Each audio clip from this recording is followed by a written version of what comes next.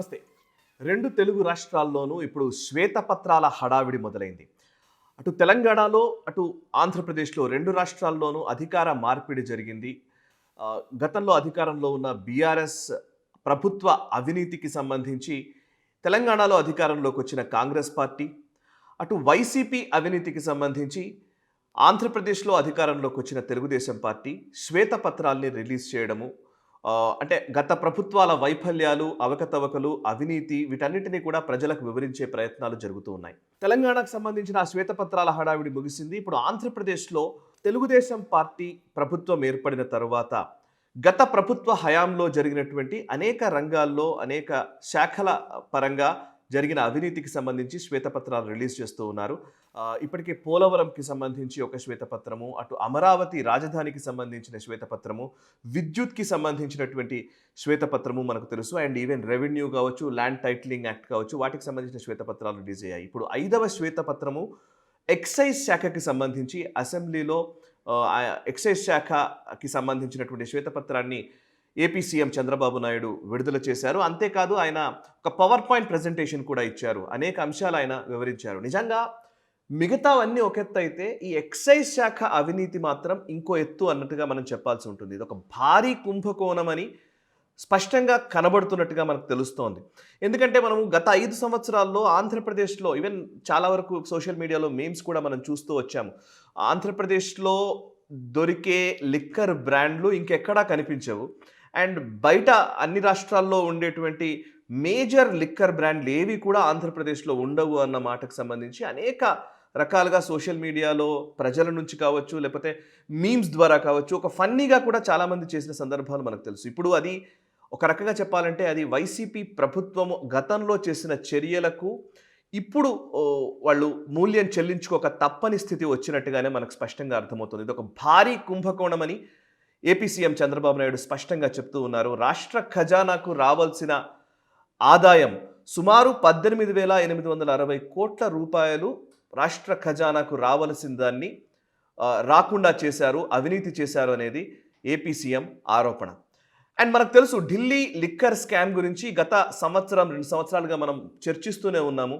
ఢిల్లీలో లిక్కర్ పాలసీని నిర్దేశించే విషయంలో అండ్ లిక్కర్ పాలసీని తయారు చేయడంలో కిక్ బ్యాక్స్ రూపంలో అటు ఢిల్లీ సీఎం కేజ్రీవాల్కి అండ్ మిగతా అనేక మందికి అందులో లింకులు ఉన్నాయన్న విషయానికి సంబంధించి అనేక అంశాలు మనకు చర్చలోకి వచ్చాయి. ఇప్పుడు ప్రస్తుతం ఢిల్లీ సీఎం కేజ్రీవాల్ లిక్కర్ స్కామ్కి సంబంధించి ఆయన జైల్లో ఉన్నారు. ఆయన మాత్రమే కాదు, ఢిల్లీ డిప్యూటీ సీఎం మనీష్ సిసోడియా కూడా జైల్లో ఉన్నారు. అండ్ తెలంగాణ మాజీ సీఎం కేసీఆర్ కుమార్తె కవిత కూడా ప్రస్తుతం జైల్లోనే ఉన్నారు.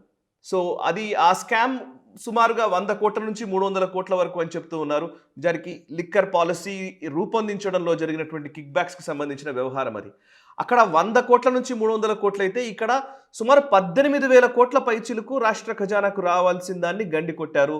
వైసీపీ దీన్ని అక్రమంగా మళ్లించింది అనేది ఇప్పుడు వస్తున్న ఆరోపణ. దీని మీద ఆల్రెడీ సిఐడి విచారణకు చంద్రబాబు నాయుడు ఆదేశించారు. అండ్ సిఐడి విచారణలో సమగ్రంగా అనేక విషయాలు తెలుస్తాయి. ఈడీకి కూడా దీన్ని సిఫారసు చేస్తామంటున్నారు. ఎన్ఫోర్స్మెంట్ డైరెక్టరేట్ కనుక రాష్ట్రంలోకి వస్తే, ముఖ్యంగా ఈ లిక్కర్ సప్లై చైన్ స్కామ్కి సంబంధించి వాళ్ళు కనుక ఎంటర్ అయితే ఇక జగన్ అరెస్ట్ అవ్వడం తథ్యమే అని అనిపిస్తోంది. ఎందుకంటే ఆ గణాంకాలు అవన్నీ చూస్తుంటే అలాగే స్పష్టంగా మనకు అర్థమవుతోంది. సుమారు నేను కొన్ని నంబర్స్ చెప్పే ప్రయత్నం చేస్తాను. రాష్ట్రంలో ఇది ఒక భారీ కుంభకోణమని ఏపీ ప్రభుత్వం చెబుతోంది. అండ్ సుమారు 99,413 కోట్ల రూపాయల రిటైల్ అమ్మకాలు లిక్కర్ రూపంలో ఆంధ్రప్రదేశ్లో జరిగాయి 5 సంవత్సరాల వ్యవధిలో, 2019 నుంచి 2024 మధ్య.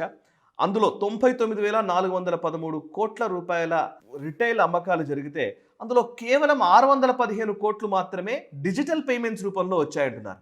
అంటే నిజానికి బ్యాంకు లావాదేవీల్లోకి రాకుండా కేవలం క్యాష్ పేమెంట్స్ ద్వారానే ఎక్కువగా ఈ లిక్కర్ సేల్స్ చేశారు అనేది అందరికీ తెలిసిన విషయం. అక్కడ ఈవెన్ ప్రజలు కూడా అదే చెప్తూ ఉన్నారు. చాలా ప్లేసుల్లో మేము ఫోన్పేనో లేకపోతే పేటిఎం ద్వారానో పే చేస్తామంటే వద్దంటున్నారు, ఓన్లీ క్యాషే కావాలని అడుగుతున్నారు అని చెప్పేసిన సందర్భాలు అవి మీడియాలో కూడా వచ్చిన సందర్భాలు మనకు తెలుసు. సో ఇప్పుడు ఆ క్యాష్ పేమెంట్స్ ఎందుకు తీసుకున్నారు? దేశమంతా కూడా డిజిటల్ పేమెంట్స్ వైపు వెళుతూ ఉంటే ఎందుకని లిక్కర్ సేల్స్ విషయంలో మాత్రమే క్యాష్ ట్రాన్సాక్షన్స్ ఎక్కువగా జరిగాయి. ఇక్కడే అసలు క్వశ్చన్ వస్తోంది, అక్కడ అనుమానాలు వస్తున్నాయి. సో ఇవన్నీ ఎక్కడికి తరలించారు, ఎలా వీటిని పక్కదావ పట్టించారు అనేది ముఖ్యమైన క్వశ్చన్. ఇక ఢిల్లీ లిక్కర్ పాలసీని నిర్దేశించే విషయంలో స్కామ్ జరిగింది, కానీ ఇక్కడ లిక్కర్ సప్లై చైన్ విషయంలో స్కామ్ జరిగినట్టుగా కనబడుతోంది. ఎలాగంటే ఇప్పుడు డిస్టిలరీస్ ఆంధ్రప్రదేశ్కి సంబంధించిన బెవరేజెస్కి సంబంధించిన వీళ్ళు ఏం చేస్తారంటే మామూలుగా ఎంఎన్సీలు ఏదైతే లిక్కర్ బ్రాండ్స్ ఉంటాయో వాళ్లకు ఆర్డర్స్ ప్లేస్ చేయడము, వాళ్ళు ఇక్కడ లిక్కర్ షాపులు నడుపుకునే వాళ్లకు లీజులు ఇవ్వడము, ప్రభుత్వము చేసేటువంటి టెండర్ ప్రక్రియ ద్వారా లీజులకు ఇస్తారు. ఆ లీజుల ద్వారా వచ్చే ఆదాయం ఒకవైపు, లిక్కర్ సేల్స్లో వచ్చే ట్యాక్స్ల ద్వారా వచ్చే ఆదాయం ఇంకోవైపు రాష్ట్రానికి ఉంటుంది. కానీ ఇక్కడ జరిగింది ఏంటి అంటే బడా కంపెనీలు ఏవైతే బ్రాండెడ్ లిక్కర్ బ్రాండ్స్ ఏవైతే ఉంటాయో వాళ్ళని లోపలికి రాకుండా చేశారు. వాళ్ళందరినీ ఆర్డర్స్ ప్లేస్ చేయకుండా, వాళ్ళకి డబ్బులు రాకుండా చేయడం వల్ల వాళ్ళు బయటకు వెళ్ళిపోయారు. మెయిన్ బ్రాండ్స్ ఏమో లోపలికి రాకుండా చేశారు. అండ్ ఇక్కడ ఆంధ్రప్రదేశ్కి సంబంధించినటువంటి బ్రాండ్స్నే కొన్నిటిని కొత్త వాటిని ఫ్లోట్ చేసి అవేవో బూమ్ బూమ్ బీర్లని ఇంకేదో పేర్లు ఉన్నాయి, అసలు విచిత్రమైన పేర్లు ఎక్కడ దొరకవు, ఆ పేర్లను తీసుకొచ్చారు. అవన్నీ బినామీ కంపెనీలు, వైసీపీకి సంబంధించి ముఖ్యంగా జగన్మోహన్ రెడ్డికి సంబంధించిన బినామీ కంపెనీలను ఫ్లోట్ చేసి దాని ద్వారా ఈ లిక్కర్ బ్రాండ్స్ని ప్రవేశపెట్టి అండ్ ఈ సేల్స్ ద్వారా వచ్చేటువంటి డబ్బుల్ని క్యాష్ ట్రాన్సాక్షన్స్లో తీసుకుని ఇదంతా అవినీతి జరిగింది అనేది ఏపీ ప్రభుత్వం చెబుతున్నటువంటి విషయం. ఇది ఒక శ్వేతపత్రం రూపంలో రిలీజ్ చేయడం, అది కూడా అసెంబ్లీలో రిలీజ్ చేయడం అంటే ఖచ్చితంగా దాని ప్రామాణికత ఉంటుందనే మనం అనుకోవాలేమో. 18,860 కోట్ల రూపాయల మేర అవినీతి జరిగింది అంటే ఇది ఒక భారీ కుంభకోణం అనే చెప్పాలి. ఇప్పుడు ఈడీ ఎంటర్ అయితే వైఎస్ జగన్మోహన్ రెడ్డి ఖచ్చితంగా జైలుకు వెళ్ళడం మళ్ళీ తథ్యమేమో అని అనిపించే విధంగానే ప్రస్తుత పరిణామాలు అయితే చోటు చేసుకున్నాయి.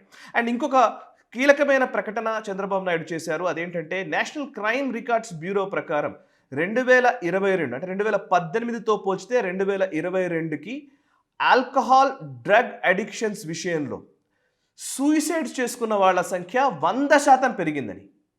అండ్ అంతేకాదు ఇక్కడ ఇంకొక విషయం ఏంటంటే నేషనల్ ఫ్యామిలీ హెల్త్ సర్వే ప్రకారము వాళ్ళు ఇచ్చిన డేటా ప్రకారం చూస్తే రాష్ట్రంలో 76.4% మేర మహిళలపైన, ఒక రకంగా మహిళలపైన ఈ వేధింపులు, గృహహింస జరగడం కావచ్చు, భర్తలు వేధించడం కావచ్చు, ఎమోషనల్గా, ఫిజికల్గా, సెక్షువల్గా వాళ్ళపైన దాడులు చేయడం కావచ్చు, ఇవన్నీ జరిగాయి.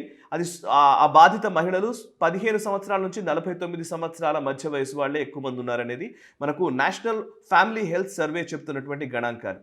అండ్ అంతేకాదు గతంతో పోల్చితే ఇప్పుడు ఈవెన్ గుంటూరు, ఫర్ ఎగ్జాంపుల్ ఆయన ఒక కోట్ కూడా చేశారు, గుంటూరు జనరల్ హాస్పిటల్లో డి అడిక్షన్ సెంటర్లో జాయిన్ అవుతున్న వాళ్ళ సంఖ్య 2020తో పోల్చితే 2023కి 2020లో 343 మంది ఉంటే ఈరోజు 2023కి వచ్చేసరికి 4,913 మంది డి అడిక్షన్ కోసమని జాయిన్ అవుతున్నారనేది ఈ గణాంకాలు చెబుతున్నమాట. అంటే ఎంత మేర లిక్కర్ ప్రభావం ఉంది, ఆల్కహాల్కి, డ్రగ్స్కి లేదా వీటికి బానిసలుగా మారిపోతున్న సంఘటనలు ఎక్కువగా అయిపోయాయి ఈ 5 సంవత్సరాల్లో అనేది ఏపీ ప్రభుత్వం చేస్తున్నటువంటి ఆరోపణ. అండ్ ఒకవైపు ఖజానాకు రావాల్సిన దాన్ని రాకుండా చేయడము అండ్ దాన్ని పక్కదారి పట్టించారనే ఒక ఆరోపణ. అండ్ అందులోనూ లిక్కర్ బ్రాండ్స్ బయట దొరికే బ్రాండ్లతో పోల్చుకుంటే ఈవెన్ ఏపీలో రేట్లు కూడా విపరీతంగా ఎక్కువ, అధిక ధరలకి ఈ లిక్కర్ అమ్మకాలు చేశారనేది కూడా ఇంకొకటి ఉంది. సో నిజానికి లిక్కర్ విషయంలో మొదటి నుంచి కూడా సారా వ్యతిరేక ఉద్యమం పుట్టిన నేల ఆంధ్రప్రదేశ్. దూబగుంట రోషమ్మ ఆవిడ నిజానికి సారా వ్యతిరేకతని వ్యక్తం చేస్తూ ఒక పెద్ద ఉద్యమాన్నే బిల్డ్ చేశారు. అది చాలామంది మహిళల్ని చైతన్యపరిచింది. అటువంటి అదే ఆంధ్రప్రదేశ్లో ఈరోజు లిక్కర్ పేరిట కుంభకోణాలు లేకపోతే లిక్కర్కి బానిసలైపోతున్న వాళ్ళ సంఖ్య విపరీతంగా పెరగడము. మీరు మిగతా ఎన్ని అవినీతి గురించి మాట్లాడినా సరే ఇది ప్రజల ఆరోగ్యానికి, ప్రజల జీవన ప్రమాణాలకి, ప్రజల కుటుంబాలకి సంబంధించినటువంటి వ్యవహారం కాబట్టి దీని మీద ఖచ్చితంగా నిజాలు వెలుగులోకి రావాలి. ఇది సమగ్రమైన విచారణ జరగాలి. దర్యాప్తు సంస్థలు ఎవరైతే బాధ్యులు ఉన్నారో ఇది అవినీతి అని నిరూపితమైతే మాత్రం డెఫినెట్గా వాళ్ళని అరెస్ట్ చేయాల్సిన అవసరం అయితే కనబడుతోంది. ఎందుకంటే వీటిని క్లియర్గా చెప్పాల్సిన అవసరం అయితే కనబడుతుంది. ఎవరు అధికారంలో ఉండవచ్చు, ఒకరు అధికారంలో లేకపోవచ్చు, బట్ అధికారంతో సంబంధం లేదు. ఇది ప్రజల ప్రాణాలతో చెలగాటమాడుతున్నటువంటి వ్యవహారము. దీని మీద కఠినమైన చర్యలు తీసుకోవాలని మనము కోరుకుందాం. ఈ వీడియో మీకు నచ్చినట్టయితే లైక్ చేయండి, 10 మందికి షేర్ చేయండి. అలాగే కామెంట్ల రూపంలో మీ అభిప్రాయాలను మాతో పంచుకోండి. Nationalist hub group of channels ను సబ్స్క్రైబ్ చేసుకుని తెలుగునాట జాతీయవాద జర్నలిజాన్ని ప్రోత్సహించండి. ఈ వీడియో కింద ఉన్న బెల్ ఐకాన్ పై క్లిక్ చేయడం మర్చిపోవద్దు.